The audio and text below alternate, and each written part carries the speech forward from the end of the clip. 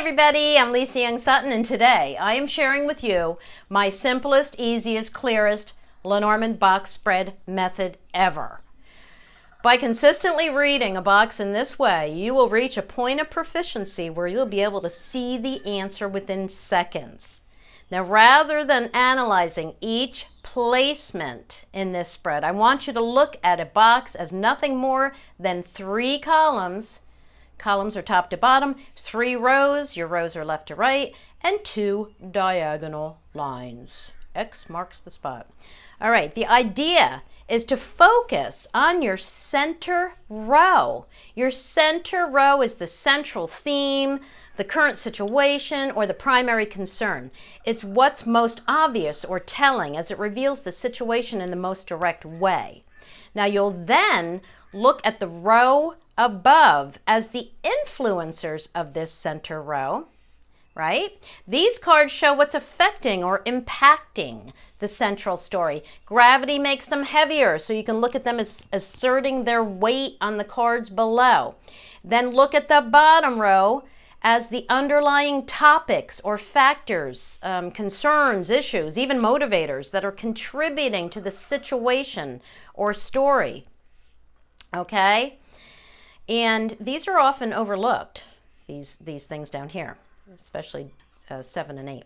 Okay, now the entire story is moving from left to right. We read left to right. That means column 1 leads to column 2, which ends with column 3. Now the columns can be better understood if you read them based on the center cards as well. Just like you started looking at your rows by starting with the center row, I want you to read your columns by starting with the center card of each column. And I think that's really what trips people up, is you're trying to read your columns starting with the influencer. No, you want to start with the central story. Okay, so you start with the center card, then you look at the card above to see what's affecting it, and then you look at the card below to see what factor contributed to this or is contributing to this. Now the diagonals are interesting because they contain 1 card from each row and each column. So that means they provide bigger chunks of information. Now the forward falling diagonal, the one moving left to right, is your primary line, as it contains the beginning of the story in card 1, the heart of the story or the central focus in card 5, and the end of the story, right? Your exit card in space 9. Now this line provides the essence of the answer, and it's the first thing I look at. With practice, you'll often be able to get your answer by only looking at this line, while at the same time you're almost subconsciously taking in the information of these other cards, right? So the backward diagonal, that's this one that falls right to left, shows the factors that are less obvious but are influencing or pushing the story forward, right? Because we have an influencer up here, and then these 2 are pushing cards forward, right? So these cards show causes or reasons or incentives or motivators because they include the final card of the top row, which is the primary influencing card of the final column. I hope that made sense. All right, this backward diagonal also contains the heart of the matter or the central focus of the story, and it contains what I call the hidden issue or the hidden basis card in space 7.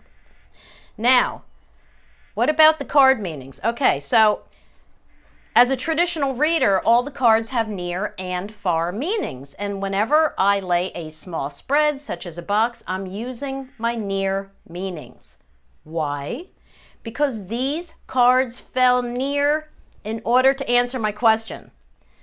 Consider that the 9 cards that showed up here to provide an answer to my question are near because the other 27 cards, that's right, 27 and 9, yeah. The other 27 cards that didn't show up must be seen as far. All right? Now here's another example. When you're reading a grand tableau and you look for the rider to see what important news is coming or what significant actions are taking place, you'd read all the cards around the rider as its near cards. So when reading tableaus, which this deck or this system was designed for, the seeker has near cards, the primary significator, right, has near cards.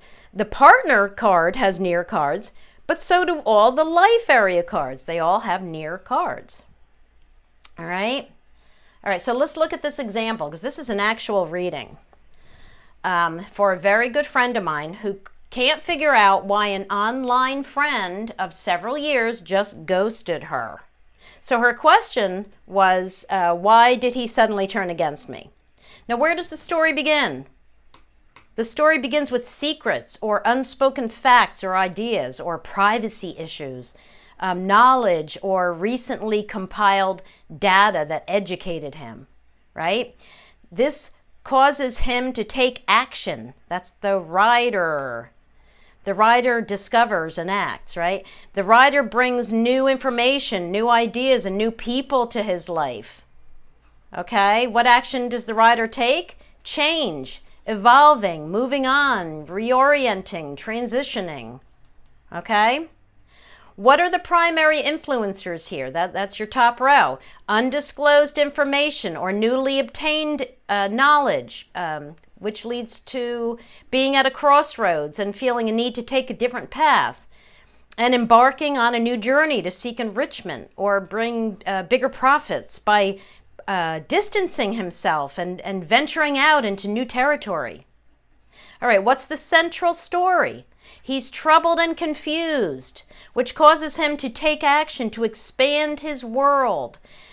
He's also receiving news or feedback from others, and that's your directional cue for the rider, right? The rider faces what it's bringing, okay?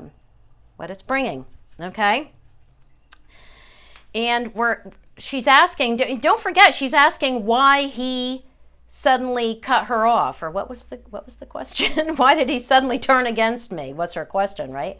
So all these cards are answering why he did something to her. So these are describing him, right? His incentives, okay? All right, so what are the underlying factors? That's your bottom row.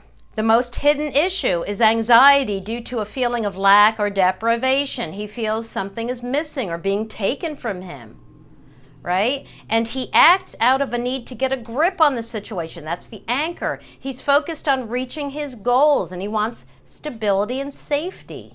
Who doesn't, okay?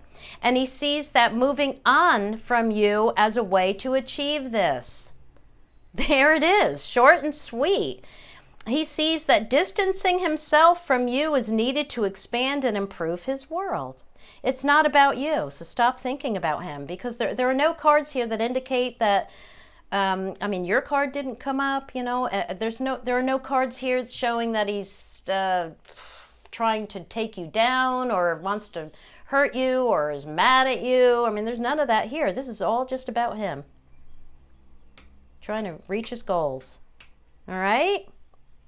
That's it. Thanks for watching. As always, don't forget to like and subscribe and all that fun stuff, and I will see you in the next video. Now go play with your box spreads. Bye-bye.